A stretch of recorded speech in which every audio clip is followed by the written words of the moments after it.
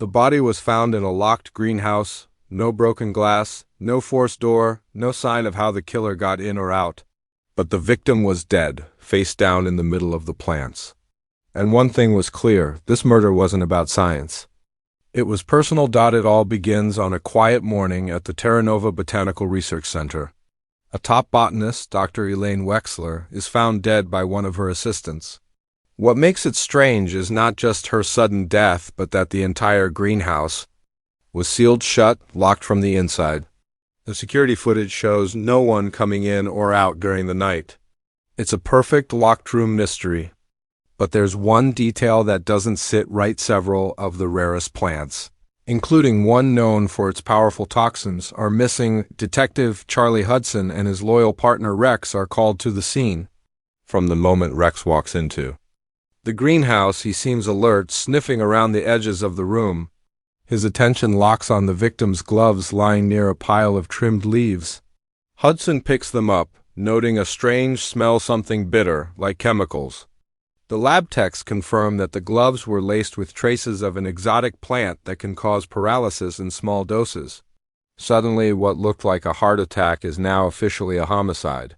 Hudson begins his investigation by questioning the staff. First is Dr. Wexler's rival, Professor Jules Norrell. He had been fighting with her for funding and had recently accused her of stealing his research ideas.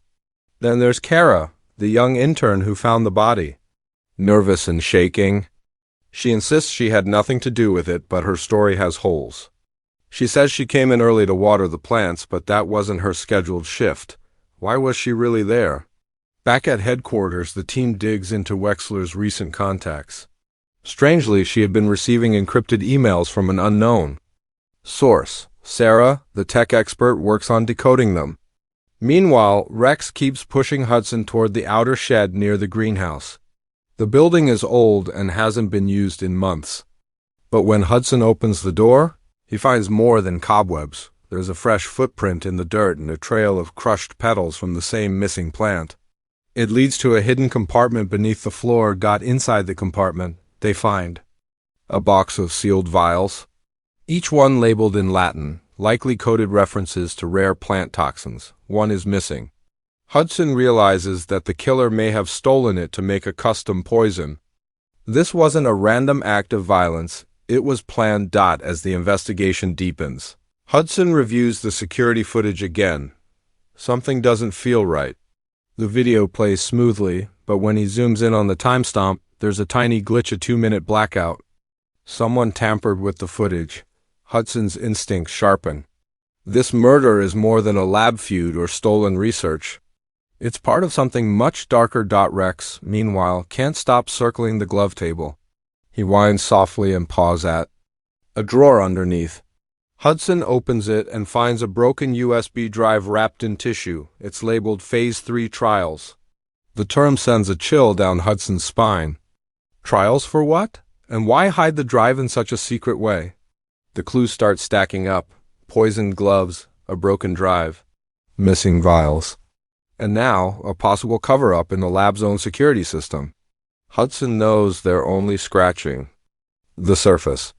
As they prepare to dig deeper, he looks over at Rex, who's already ahead, nose to the ground, leading them toward the next piece of the puzzle. Whatever this is, it's no longer just a murder investigation. It's a race against time. And someone inside the lab doesn't want the truth to come out. The deeper Hudson went, the stranger the case became. What started as a sealed room murder now pointed toward a secret drug operation hidden in plain sight under the cover of scientific research. But while Hudson followed procedures, rules, and paperwork, Rex followed his instincts. Those instincts were about to uncover what human eyes missed. Sarah had been working nonstop to decode the corrupted USB drive found in the greenhouse drawer.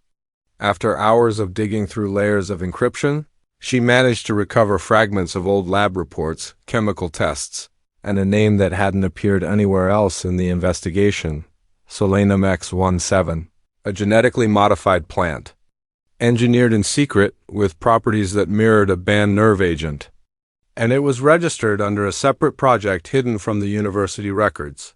While Sarah shared this with Hudson, Rex kept pacing around the shed where they found the crushed petals. He sniffed at the soil, circled the wooden crates, then stopped and began pawing at a plank near the corner. Hudson walked over and saw the edge of something beneath the floorboards. With effort, they pried it open and discovered a metallic briefcase. Inside, neatly stacked in foam padding, were sealed canisters. But they weren't just for storing plants. Each canister was labeled with codes that Sarah confirmed were linked to pharmaceutical research. What was this lab really doing? Hudson returned to question Professor Jules Norrell, this time with direct questions about Solanum X17. Norrell froze. His hands trembled slightly as he denied any knowledge. But then Hudson pulled out the photo of the briefcase and set it on the table. Norrell's eyes betrayed him. He admitted that Wexler had been working on secret projects, funded quietly by an outside company. The purpose? To develop plant-based compounds for experimental medicine and possibly for biodefensive use. Hudson pressed harder. Was the poison used in the murder part of that research? Norrell hesitated, then whispered, "If it was." "She never told me what she made." That answer wasn't good enough. Hudson left, frustrated, but Rex wasn't done. Back near the assistant intern Kara's station, Rex began to bark. He wasn't barking at a person, he was focused on a satchel hanging on the back of her chair. Hudson opened it and found a used syringe. At first glance, it didn't mean much, but Sarah confirmed it had traces of the same chemical found in Wexler's gloves. Kara was brought in again. She broke down quickly. She said she had been told by Dr. Wexler to inject plant samples for testing. She followed instructions. But recently, Wexler had grown paranoid, locking her notes, changing passwords, and accusing Kara of spying. Kara swore she didn't know anything about a murder. But when Hudson asked who else had access to the samples, she quietly said, "There's someone who used to work here. They got fired months ago. No one talks about him." The man's name was Cal Royce, a former chemist and greenhouse technician, fired for violating lab safety rules. But when Hudson ran his name through the system, something didn't add up. Cal's security badge had been scanned at the lab entrance. Just 3 nights before Wexler's death, that meant someone inside had let him back in. With Rex at his side, Hudson returned to the lab late that night. No one was supposed to be there. But Rex growled near the back exit. Hudson followed and found the door slightly open. They stepped inside. On a lab table, half-burned notes were scattered. Formulas, diagrams, and one haunting sentence. "No cure without risk." That's when Rex barked sharply and ran into the darkness. Hudson followed, his flashlight cutting through the gloom until he saw a figure dart out the back, running into the open fields. The chase was on. Rex was faster. He cut off the man's path and leaped, bringing him to the ground. Hudson approached and pulled the hood off. It wasn't Cal Royce. It was someone else entirely. Someone they hadn't even suspected yet. And this wasn't the end of the mystery. It was just the beginning of the real conspiracy hiding behind the murder. The man Rex pinned down wasn't Cal Royce, but he wasn't a stranger either. He was Evan Deeks, the head of security at the research center. His job was to guard the lab, to protect the staff, and to control who entered and exited the building.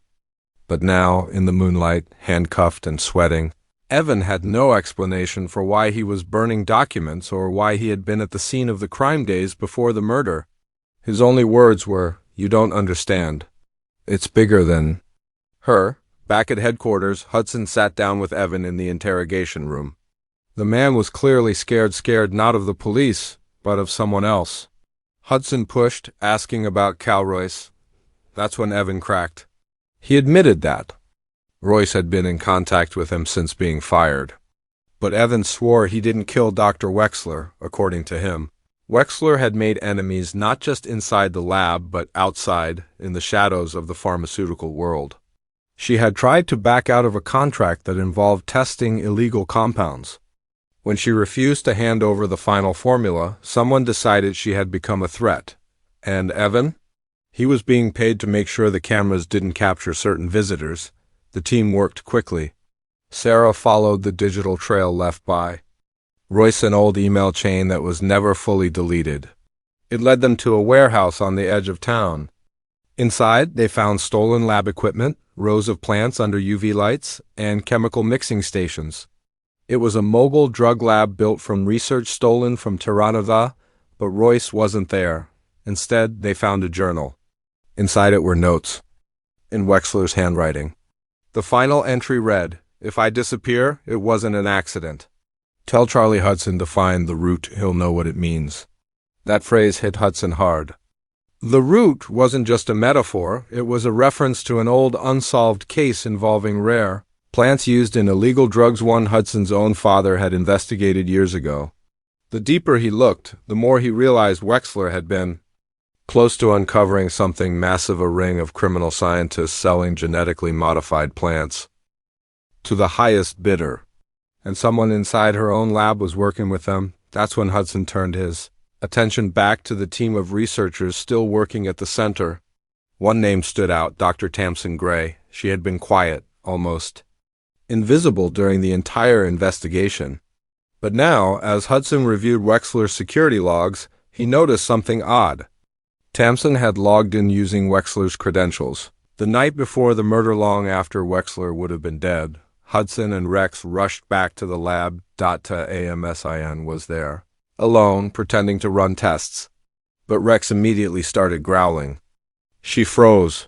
Hudson calmly stepped forward and said, "We know about the login. We know about the stolen samples. We know about the formula." Her face changed. The fear was gone. Instead, she looked proud. "You think this was about murder?" She said, "It was about control. Wexler was weak. She wanted to stop the trials. I didn't." She reached for a vial hidden in her lab coat, but Rex lunged forward, knocking her to the ground before she could do anything. Hudson grabbed the vial labeled Solanum X17, its cap already loosened. A few more seconds and it could have shattered on the floor, releasing a deadly vapor. Tamsin was arrested and taken away. In silence, at the station, the final pieces were coming together. Tamsin had secretly been in touch with Royce. She had stolen formulas, manipulated security logs, and poisoned Wexler using gloves laced with toxin. Her motive? Power. She had plans to sell the formula and step into Wexler's place as the lead scientist. Evan Deeks, the security guard, had been blackmailed into helping her cover it up. Kara, the intern, was just a pawn. As Hudson looked over the case file, he noticed something chilling. A single message had been sent to Tamsin's private server after her arrest. It read, "You failed. Someone else will finish the work." Hudson closed the file slowly. He knew what that meant. This wasn't the end. Someone else was still out there, watching, planning, and worse, continuing the project. And Rex, he stood quietly beside him, ears perked, eyes alert. The case may be closed, but the real war had only just begun. The case was over. Or so it seemed. Tamsin Gray had confessed. Evan Deeks was behind bars. The mobile lab was shut down. But despite the victory, Charlie Hudson couldn't shake a strange feeling like the killer was only one piece of something much larger, much older, and far more dangerous. Rex felt it too. The way he paced around Hudson's office, sniffing at the windows, pausing at every unfamiliar sound, it was as if the dog knew the case was far from finished. The next morning, Sarah delivered troubling news. While cleaning up the digital mess from Wexler's corrupted drive, she discovered a hidden folder. Inside was a series of emails between Dr. Wexler and an anonymous contact signed only as EdenRoot. The messages were careful, vague, and always spoke in code.